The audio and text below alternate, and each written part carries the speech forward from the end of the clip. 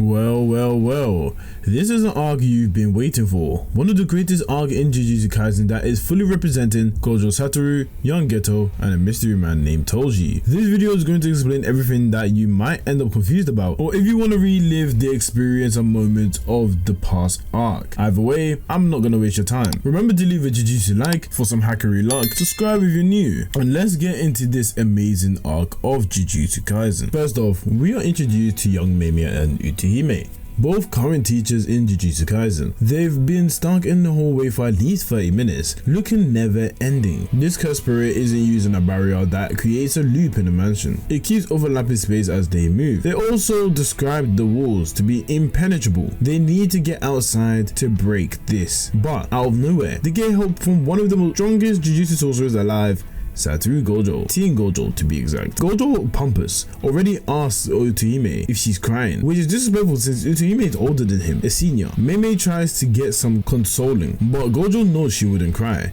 because she's strong. Utsuhime is upset with Gojo, which makes her annoyed. In before, a cursed spirit behind Utsuhime gets in goal. Geto comes through to let Satoru know it's not nice to pick on the weak. The second-year-old Jujutsu High student Shiguru Geto. Gojo unironically answers saying who the heck would pick on someone strong, and Geto is picking on her without realizing. All of a sudden, an appearance from a third person, and it ended up being Shoko Ieri, the current doctor in Jujutsu Kaisen. She was concerned for Utsuhime for not calling in 2 days.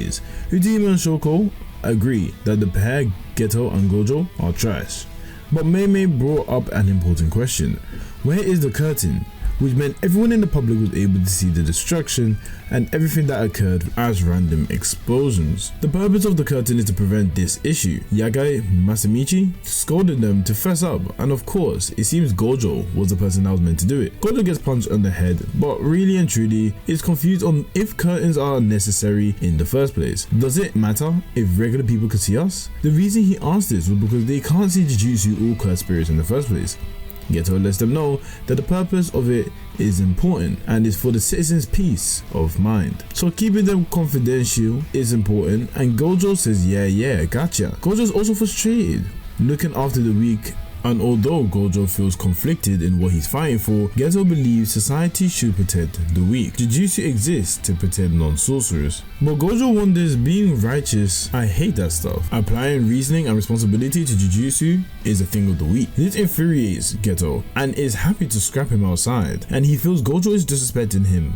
Gojo refuses and says you should go out by yourself. As soon as Yaga entered the room, they got seated quite fast, acting like nothing happened at all. Shoko ran away during their fight, and she was not trying to die because a fight between those two would have been menacing. But now the pair is sent on a mission. The mission was not received well by them until they heard it was from Tengen. Two jobs that they have are to escort the girl Master Tengen has found called the Star Plasma Vessel, and the second part is to raise her. They thought Yaga completely lost it as it was spring and it was getting to him, but the purpose was to reset Tengen curse technique, which Gojo didn't know, but he really should. What is the process? The process is Tengen possesses the curse technique of immortality, but it doesn't stop the aging process. Master Tengen body tries to change at a certain age, so it needs a reset with a Star Plasma Vessel. This prevents the evolution. Tengen will ascend to a higher state from then on. In addition, your will to exist is gone. Tengen won't be themselves, losing the will to exist. The barriers that are used to protect Jujutsu school and the world and the assistant manager's barrier techniques are all strengthened by Master Tengen.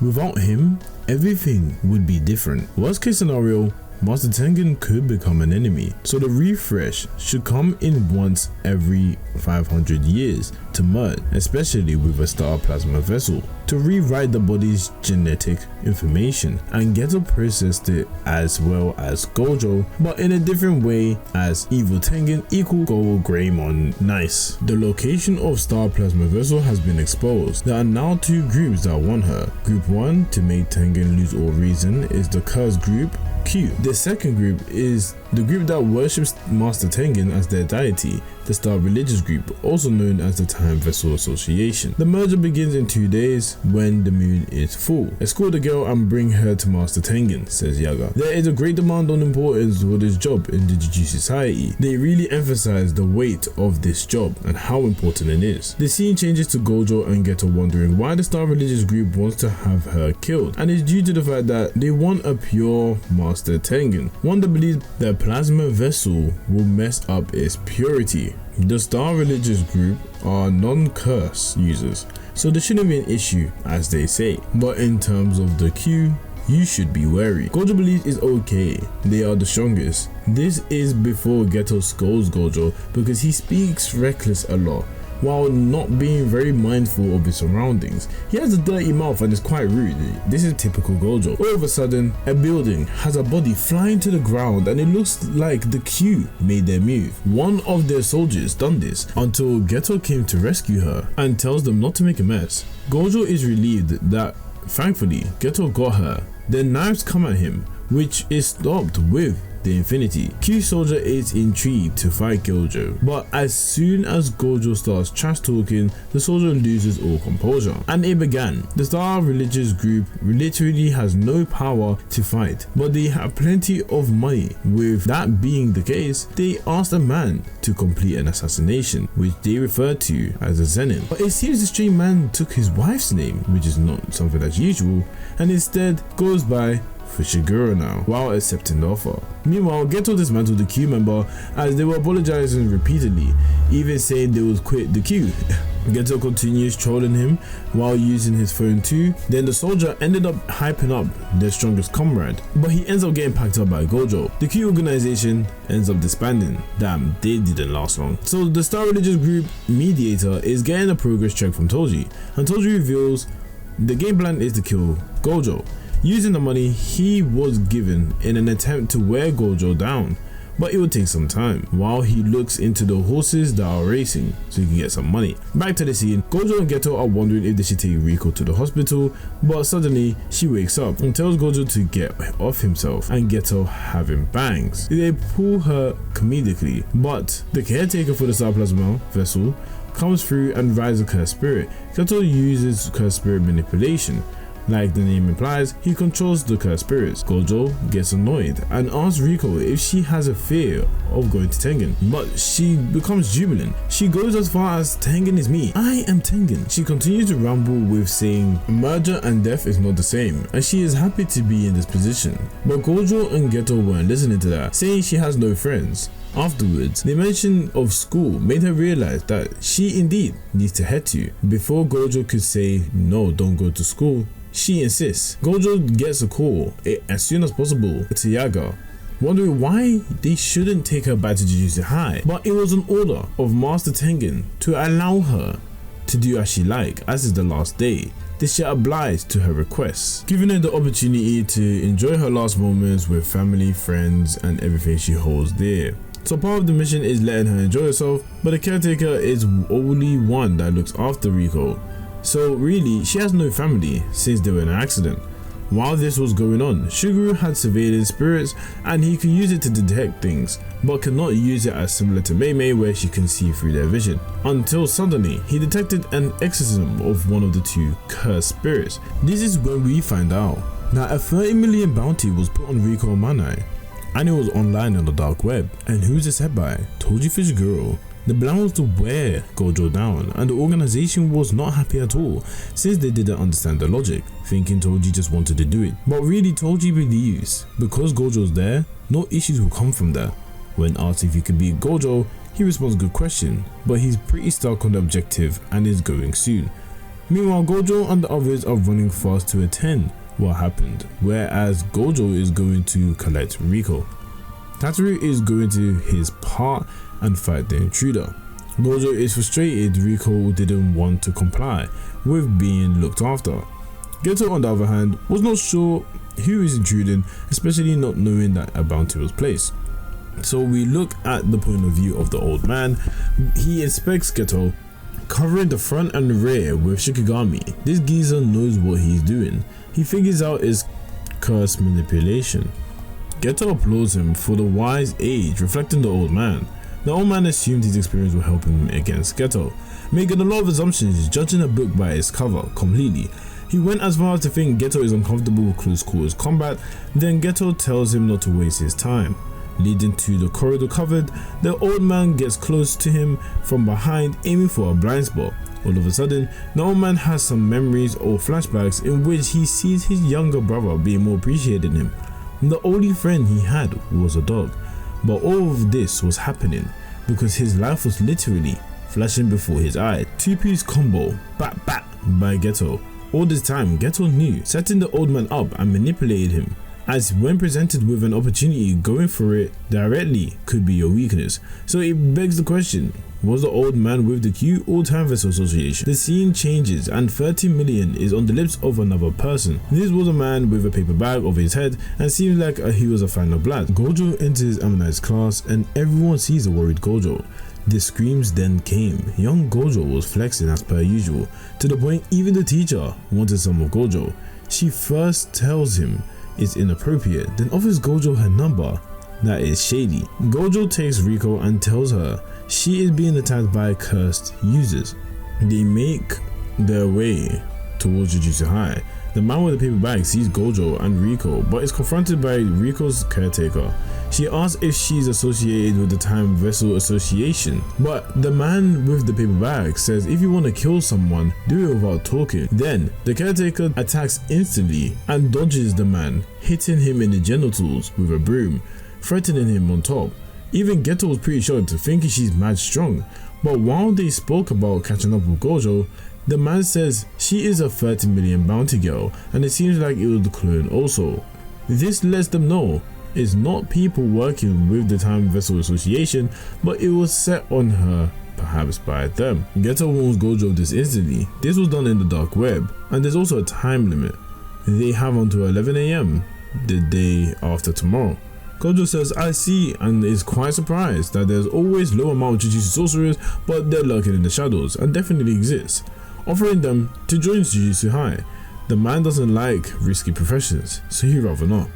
Gojo approaches him, attacks, and by making them attract to each other and they collide. This was the clones getting them out of the way. Gojo, while doing this, asks why they would want Riko even though he knows. All of them clones. Gojo deduces with the 6 eyes. That's before the man attacks Gojo and confronts the Infinity from Achilles and Tortoise. The man was asked, didn't they learn studying is important before they get attacked in the face? So Gojo deduces that the clone technique includes himself and you can change to another body to avoid the damage. The paper bag was scared, wondering why on earth is this Gojo guy able to know his curse technique, and Gojo reveals the eyes. His technique involves the convergence of an infinite series. Nothing can approach Gojo and slow down towards him. By amplifying this, the limitless things such as natural negative numbers, but this is difficult to use. Gojo says it makes him tired and he was ready to use the technique. The divergence of the infinity curse technique reversal read, but it was a mini prank by Gojo as it didn't work.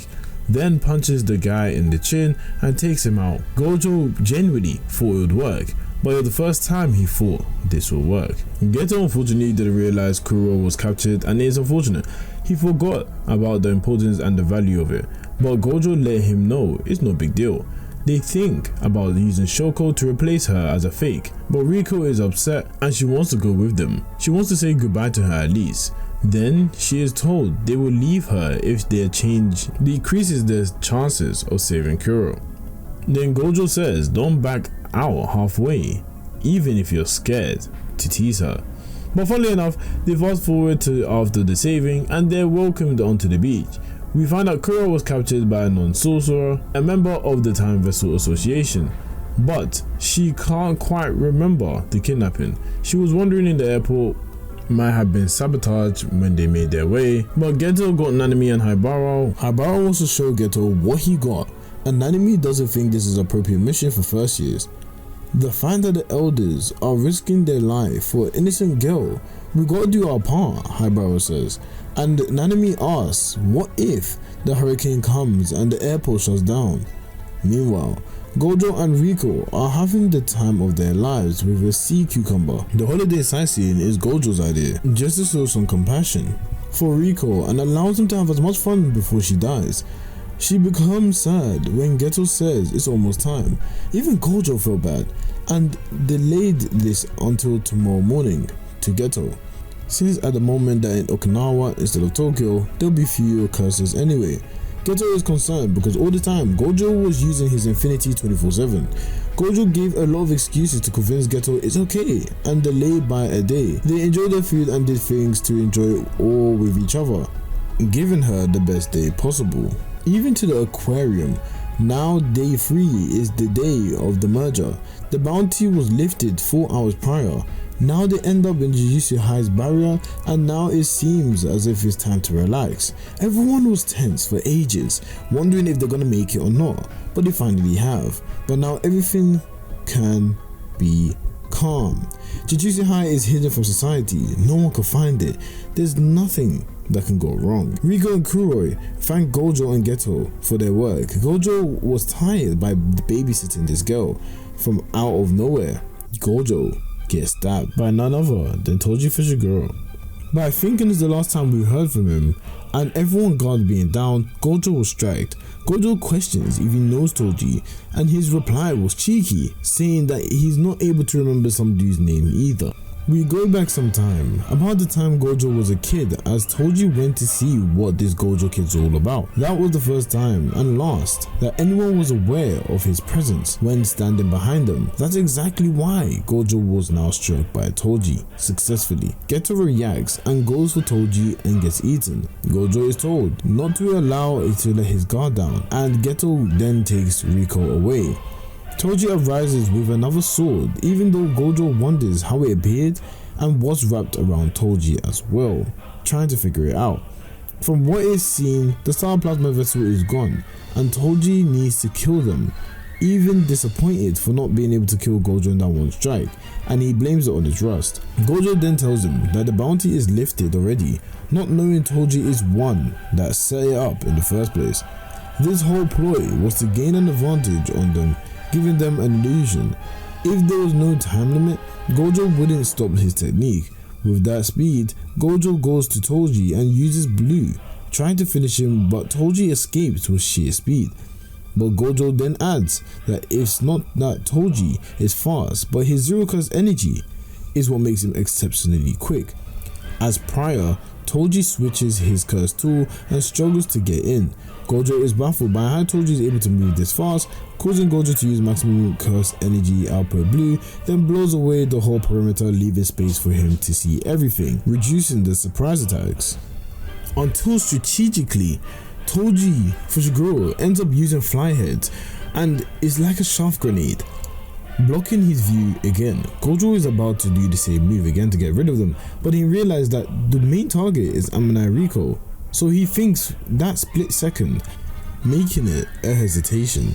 And during this period, it causes Gojo to get stabbed in the neck and the curse tool goes through the infinity. Toji, the grown adult, starts obliterating the teenage Gojo, with not only leaving it with the neck, but goes for the rest of the body, head to toe, a pure bloodbath, destroys his legs and finally stabs Gojo with a normal knife in the head, through the skull into the brain.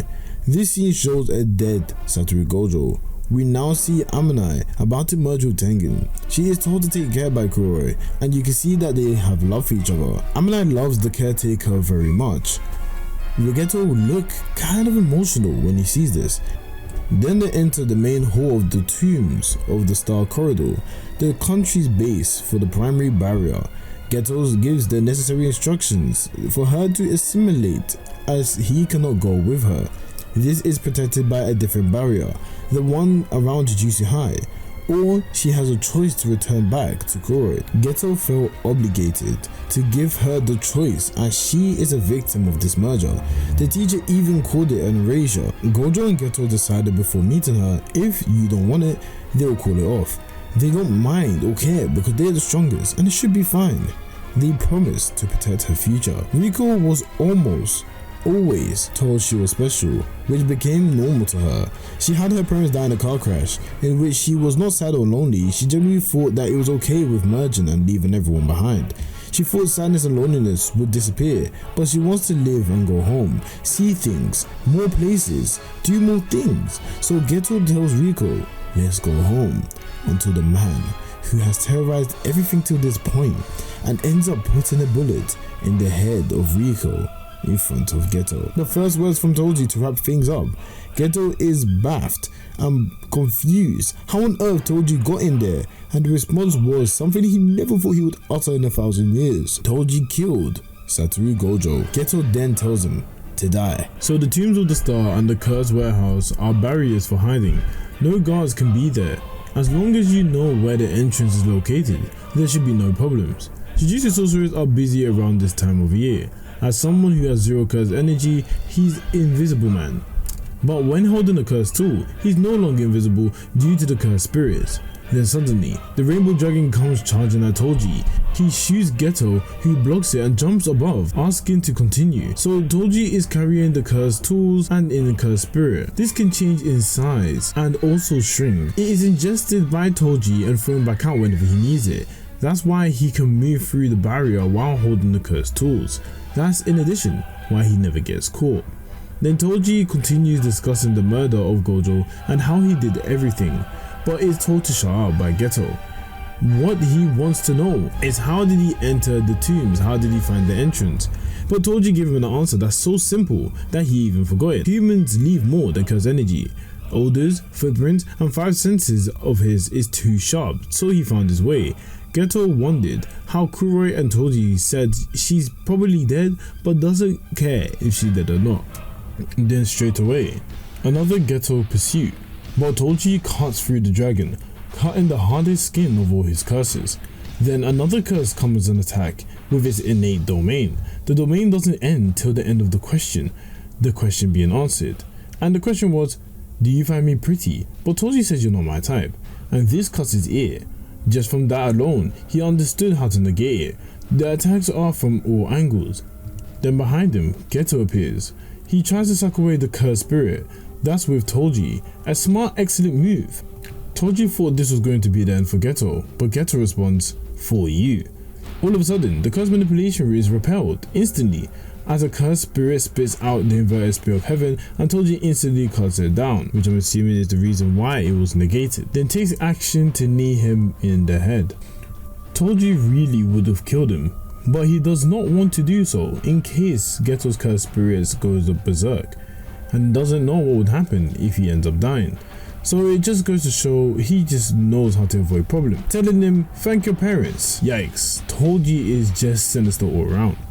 Letting them know everyone here was blessed and lost to a monkey who doesn't even use Jujutsu. Don't forget that if you want to live long. Then Toji remembered Megumi's name, meaning blessings, and he gave Megumi that name. Later on, Toji went to a religious group to show proof of killing Riko Amanai. They promised to pay him handsomely for all his troubles, since he did a lot of difficult tasks, especially with Gojo. Toji called him a founding father, even though that's not exactly what he is. In fact, they hired Toji assuming he would fail. The history of the group is the Star religious group started in the Nara period.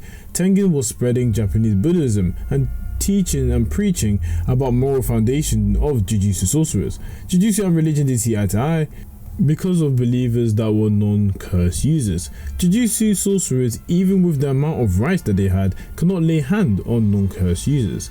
Now, they have achieved their task and made sure Tengen remained pure. The followers would not exist if the merger happened, meaning the association would have stopped. But now the opportunity was right in front of them, rekindling their faith. Even if it means falling alongside the star, they would be happy. But Toji was questioned on why he didn't kill the maid already. The man is a middleman and didn't want to be involved, so he made it seem as if he rescued her to help wear them down. So all in all, Toji and the middleman had their differences, and the only time they would converse with each other is as a business or in hell. But upon the steps, the man that was staring at his face was none other than Satoru Gojo. The dead man walking, hitting Toji with the long time no see. Toji is shocked and responds, for real? And Gojo says, for real. I feel like new. This is an unhinged Gojo, as Toji realizes the reverse curse technique. Gojo said correct. The reason he survived was because he gave up on fighting back after being stabbed. This led him to forcefully awaken a reverse curse technique, understanding the multiplicity of reverse curse technique as a whole. Gojo even expresses he's never been able to do it. The only one who was Shoko. On the brink of death, Gojo awakened, finally understanding and realizing everything. Gojo told Toji cutting off his head would have been the smartest thing to do, going as far as to say he's lost. But according to Toji, the battle is just beginning. Gojo gets delirious and exclaims, "Huh? Maybe you're right. You're so right," causing Toji to fully charge at Gojo in a full burst of speed. Gojo soundly dodges. With floating in the sky, he finally awakens the positive energy born from reverse curse technique, flows with the limitless and unlocks curse technique reversal red. It's sending Toji absolutely flying, and Toji acknowledges Gojo is a monster. Toji analyzes the situation and points out the power to stop motion, the neutral limitless, power to attract, the strengthened limitless blue, and the power to repel, the curse technique reversal red. He whips out his chain and attaches the inverted spear of heaven to make sure he can balance all possible outcomes. He notices that he can stop the techniques and get him effectively, but Toji feels uneasy. Gojo does mention sorry to Amanai, as he is not angry for her. Right now, everything feels right. He is exhilarated and enjoys this moment. This is what he needed, what he desires, as throughout heaven and earth, alone, I alone am the honored one. The innate curse techniques have been passed down through generations and generations, giving them an advantage to easily learn how to perfect this technique. But it's negative because everyone else outside of their clan would also know. That's why Toji knew about the red and blue. But with his new ability, Gojo mentions only a few people know about this one. Motion and reversal, it is born by colliding both infinites. An imaginary mass rushes forth, the hit of the ages, the attack that changes space and wipes away enough in front of it, the hollow technique, purple. Usually Toji doesn't work for free, so he would run away in these type of situations. Like this is especially the case when it comes to someone as great as Gojo, because of the limitless and the greatest Jujutsu sorcerer to live. But Toji this time wanted to discredit it, to crush the pinnacle of Jujutsu sorcery, to prove a point, and to crush the Zenin family. Toji sought for self-affirmation and deviated from his true self, causing him to have already lost. He thought he would let go of his pride, but he innately didn't. He thought he chose the path of putting aside pride and being proud of himself or others. But it didn't quite work out, as you can see him standing with this big gap within his chest. Gojo requests for any last words, in which Toji says no, before telling Gojo in 2 or 3 years his son will be sold to the Zenin family and Gojo should do what he likes with him.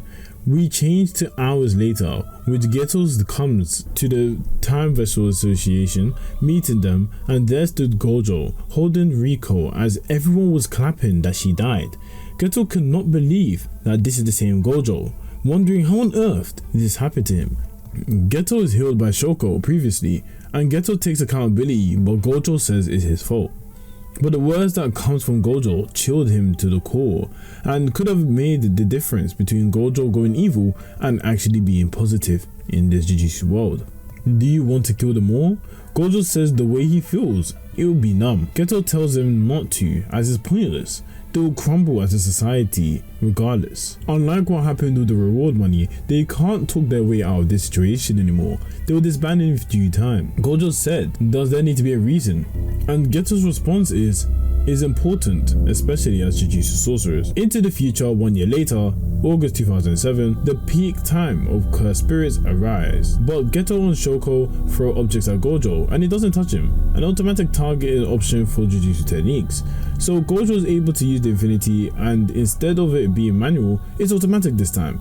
He can select what happens depending on what he is attacked with, so the pen remained while the rubber bounced off, making Gojo always keep the limitless activated at all times, while being able to use minimum resources. He would always have a refreshed brain because the reverse curse technique would go around the clock. Gojo perfected minimizing hand signs, simultaneously activating multiple reds and blues respectively. he wanted to learn his domain and long distance technique. The moral of all of this, Gojo Satoru became the strongest. No longer as Geto and Gojo being the strongest, but just one.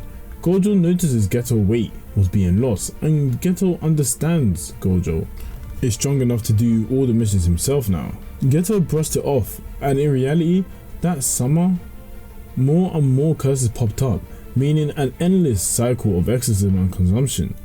Only Geto knew how the taste of the curse would feel, even describing it as rag used to wipe vomit and engulfing that every time. Exercise, consume, exercise or consume. Geto questioned for whom, and ever since that traumatic day, seeing all those humans and the thought of saving humans, for what? Because of being a Jujutsu sorcerer? Geto didn't want to lose his way and wanted to keep on the path of doing things because he was a Jujutsu sorcerer, until he uttered the words, monkey. Sitting alone, Geto wants to know what makes Haibara push on being a sorcerer, if he's okay with it, and Haibara answers, as long as he works hard to something that can help others, it makes him happy. Geto looks surprised before a no-name sorcerer comes in and asks Geto, what type of girls are you into? Haibara answers, I like girls with healthy appetites. Geto, however, wonders who she is, but Haibara tells Geto she's not a bad person. Haibara leaves as he has to, and although the woman is praising Haibara as a good kid, Geto doesn't believe Haibara trusting easily is a good thing, till we get revealed that this woman is a special grade sorcerer named as Yuki Tsukuma. Geto knows her as the no good special grade who doesn't take on any missions and just bums around overseas. That's the name Jujutsu High left for her, but she admits they don't see eye to eye regardless. All they do here is treat symptoms, she says, whereas Yuki is trying to actually find the root of the problem so it can get rid of it as a whole. So she explains the nature of curses, saying curses are created when curse energy leaks from humans, so there are two ways for it not to exist. One, eradicate curse energy from all of humanity, or two, teach humans how to control their curse energy. With the first one, the only person to have this happen to is Toji. She has searched all over the world and Toji is the only person. He became superhuman. Losing all curse energy caused him to have enhanced 5 senses and resistant to curses. He was truly superhuman. Yuki wanted to research him, but he did not allow it. So her focus is number 2, teaching them to control. Jujutsu sorcerers don't give birth to curses, excluding cases where sorcerers become curses after death, of course. This because Jujutsu sorcerers don't leak any negative curse energy. This means when giving birth, they wouldn't give birth to curses, meaning if every single human became a Jujutsu sorcerer, no curse would be born ever again in the Jujutsu world. An answer to that would then be, why not kill every non-Jujutsu sorcerer? Yuki doesn't acknowledge this as an option, and it might be the easiest route, forcing them to adapt to danger, similarly to how birds were meant to fly. But Geto has been doubting if non-sorcerers are worth fighting for in the first place. If Jujutsu sorcery is running a marathon, the finish line is too unclear and he doesn't know how to feel. But Geto must indeed still have to decide on his true feeling. Yuki leaves and mentions, as a fellow special grade sorcerer, that all 3 of them should get along and send regards to Gojo. And before she left, she wanted to let Geto know that don't worry about the star plasma vessel, whatever happened to Tengen will stabilize, and Geto already figured. Suddenly, Geto goes back to Jujutsu base and he sees one of his favorite individuals, Haibara, dead. Nanami says it was supposed to be a simple mission to take out a grade 2 curse, but the area was for grade 1s. This mission got past the Gojo, and Nanami believes Gojo should just take the rest of the missions. There's no point anymore. What if all that's at the end of the road and the end of this marathon, Geto mentions, is a mountain of our fellow Jujutsu sorcerers court? From then, Geto visits a village as he is given a mission by the Jujutsu High to exercise whatever is causing abnormal death and kidnapping. People almost had their family members killed because of the 2 kids and seem they are responsible. Geto thinks back to before and the talk with Yuki, which allows him to step outside with the villagers that had issues with the girls. This then led to Geto killing 112 residents of the village, and that was after an investigation was taking place, as they originally thought it was the curses that killed the people. Gojo's flabbergasted by the news and worried about Geto. Suguru's parents were also killed by him. Gojo and Yaga are in a mess and stressed out. Then we see Shoko speaking with Geto so casually, in which it looks like a friendly encounter. Shoko knows what Geto has done. Shoko confirmed Geto's accusations, and they were true. He finds out Geto's goal from all of this, creating a world only Jujutsu sorcerers. Shoko doesn't even have an idea what that means or why this is the case, and Geto says he doesn't need to actually explain it anymore. He's not a child. Shoko snitches and tells on Geto. She was probably told to restrain him, but Shoko didn't want anything to be a part of that, as she didn't want to be killed. Gojo stands there pissed off, wanting him to explain himself. Gojo already heard from Shoko apparently, but he wanted to know how that's enough reason to kill even your own parents. Geto believes he doesn't want any bias, and that was part of what he needed to do. Gojo pulls Geto up on his contradiction, saying killing non-sorcerers is pointless, but now he explained there's a fair point now, as it's justice. But Gojo says it's impossible, so it's still pointless to try, and because of that fact, Geto calls him out and says that he's arrogant. Because if Gojo wanted to kill everybody, they definitely know it would be possible. So him saying Geto can't proves his point. So Geto proves his point that it is not impossible, and Gojo trying to limit the possibilities of others, although admitting at the same time that he can do it while they can't, doesn't show that it's impossible, but he believes it's impossible for them. So now he's going to give it his all and carry on with his mission. Gojo threatens to kill Geto in the process, but then you can understand Gojo wasn't able to.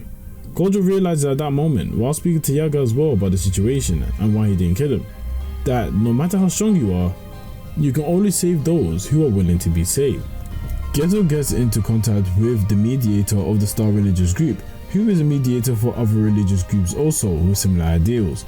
So Geto ends up going up on the stage, in which he encounters all these people, chairmen and people that make money, pretty much ready to bow down to whatever is next. Geto does this only because he wants money and curses, but Geto makes them aware at this moment that this group is his and he'll create a new name.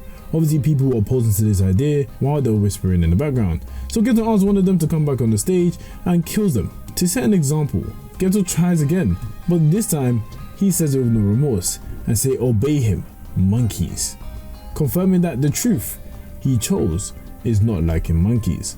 After this, Toji's child, Megumi, that Gojo was instructed to do what he wants with, is visited by Gojo himself, and Gojo looks at him in a certain way because he looks exactly like Toji. He tells Megumi about his father being from the Zenin clan and left the family to have Megumi. Megumi has a feeling this is the case and doesn't really care about Toji at all, more about his sister. He thinks his mom went with the dad and they stopped looking after them and went to live happily ever after. But Gojo asks him, whenever you get curious about your dad, let him know. Megumi doesn't mind going to the Zenin clan, but it depends on how Sumiki will be treated and if she'll be happy. Gojo says no, she won't. 100% she won't. Megumi gets angry, but Gojo says it's okay, I got you, and now there's nothing to worry about. Megumi better work hard and not get left behind. He then wakes up and Gojo looks up at his 3 students, including Megumi, making him proud to see, as they wonder if he could even sleep. And that was the conclusion of the Gojo Pass arc. This arc was something very special, and I'm happy you guys actually got to sit back, relax and listen to the story. If you haven't already, make sure you leave a like on the video, subscribe if you're new, and if you want to follow up, I have a Shibuya arc video explained, so check it out here. And this will be the continuation of the Gojo Pass arc. I said to the people that come and visit my channel, Jana.